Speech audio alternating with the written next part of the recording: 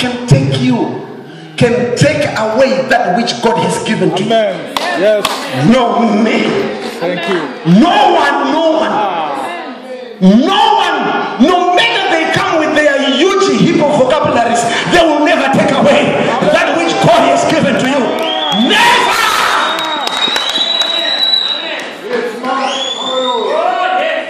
Never. I have personally learned, hallelujah, to kneel against the God, not to kneel against the person, because it is forbidden in the word of God. Yes.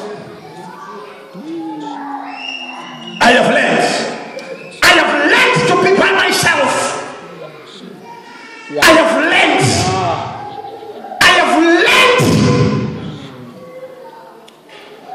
a lot in my short time of life here on earth.